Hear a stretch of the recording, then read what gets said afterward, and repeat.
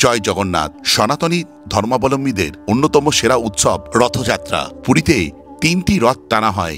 সেই রথের বৈশিষ্ট্যগুলো একটু জেনে নেওয়া যাক। 3টি রথই স্বতন্ত্র, প্রত্যেকের থেকে কিছু কিছু ক্ষেত্রে আলাদা। জগন্নাথ দেবের রথের নাম নন্দীঘোষ, যেটি 45 ফুট উঁচু, আছে 16টি চাকা। এই রথ লাল ও হলুদ রঙের কাপড়ে মোড়া থাকে। সারথীর নাম দারুকা। এই রথে ব্যবহার করা হয় সাদা রঙের ঘোড়া। বলভদ্রের রথের নাম তালধ্বজা, উচ্চতা প্রায় 44 ফুট, চাকা থাকে 14টি। এই রথ লাল ও নীল রঙের কাপড়ে মোড়া থাকে। কালো রঙের ঘোড়া ব্যবহার করা হয়। সারথীর নাম মাতালি।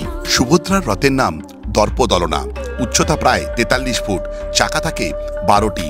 রথটি লাল ও কালো রঙের কাপড়ে মোড়া থাকে। লাল রঙের ঘোড়া ব্যবহার করা হয়। সারথীর নাম অর্জুন। রথ তৈরির কাজ প্রতি বছর অক্ষয় তৃতীয়ায় শুরু হয়। রথ যে দড়ি ধরে টানা হয় তার নাম বাসুকি। জগন্নাথের রথে 16টি চাকা, 10 ইন্দ্রিয় এবং 6 রিপুর প্রতিনিধিত্ব করে। রথের প্রতিটি অংশ এবং তার নির্মাণশৈলী গভীর প্রতীকী তাৎপর্য বহন করে। যেমন মানবদেহের 206টি হাড়ের প্রতীকী হিসেবে রথেও 206টি কাঠ ব্যবহার করা হয় বলে মনে করা হয়। রথ মানবদেহের প্রতীক এবং দেবতারা হলেন সেই দেহের আত্মা।